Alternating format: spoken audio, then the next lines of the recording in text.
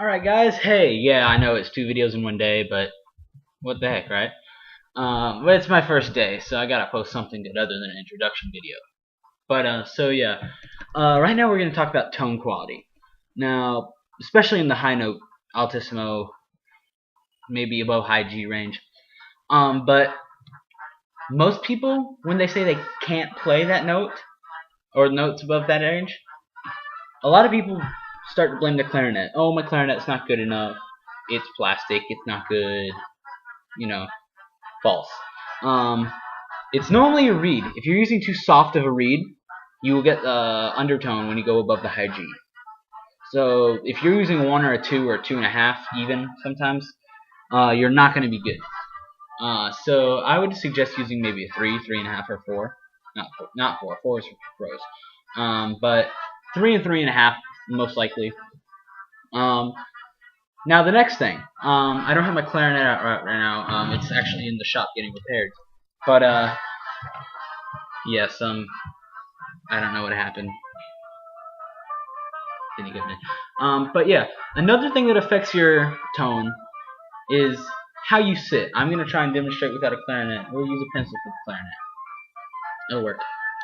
And my house is a mess, so don't judge me or anything. All right. So I'm gonna turn sideways. Now, deal with clarinet. Here, you're gonna do. Okay. So with your clarinet, you don't want to be when you're playing. You don't want to look down like this. Okay. A lot of people look down subconsciously to look at their fingers. See how it's constricting the throat? Not good. You're gonna want to keep it up, not like that. 'Cause that tightens the throat. Not good. You're gonna want it nice and relaxed, not looking down, not looking up. Just nice level, like you're looking straight forwards at something in the distance. Now you're not gonna want to hold it too far up, because that one will force your head back and constrict your throat, and too far down because that will force your head down and constrict the throat as well. You're gonna want it. You can't see right now. You're gonna want it facing. If this is you, you want it facing about an angle like this. If this is your mouth, I know it's a bad demonstration, but you're gonna want to go straight between your knees. You want to be right where the top of your knees are when you're sitting down, because when it's through there, the maximum air is going through, and if it's slightly up, it'll be too much, like too much constriction of the throat, not enough air going through the clarinet. Next, your airflow. For your airflow, it's mainly your embouchure that constricts your air throw, flow. Because when you blow with a flat embouchure, you just blow straight out. But when you tuck your the bottom lip over your teeth, not like into your mouth. I know it looks really funny, but anyhow, when you put it just over your teeth, you're blowing diagonally towards your knees where your clarinet should be. Also, another quality of bad tone is your embouchure bottom lip is too mushy. Some people might be like saxophone embouchure even. So the bottom lip is really mushy. But you don't want that.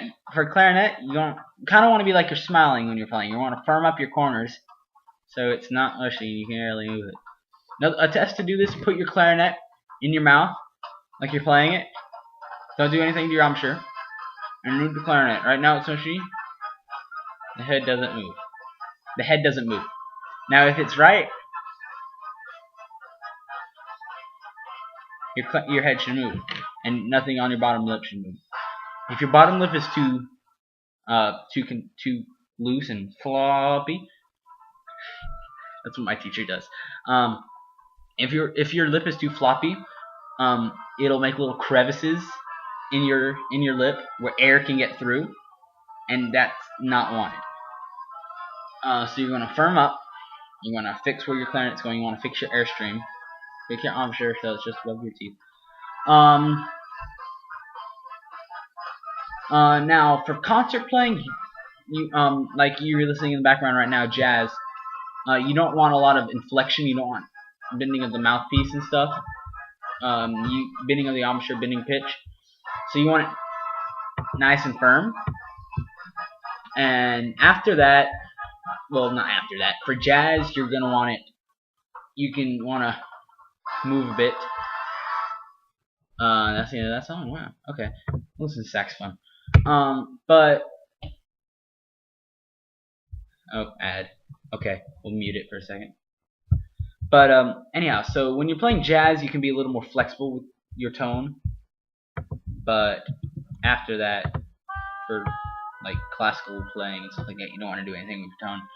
So you want to keep your embouchure steady. You don't want to move your jaw up and down, because that's bad. Let's see, any more pointers I have for you? Nope, not off the top of my head. If I post it, I'll post another tone quality video, but that's your basic lesson on tone quality. Practice this stuff at home, and I'll give improving tone tips like that later on. And have a nice day. Hope these tips work, and I'll talk to you guys soon. Clarinet Guru signing out.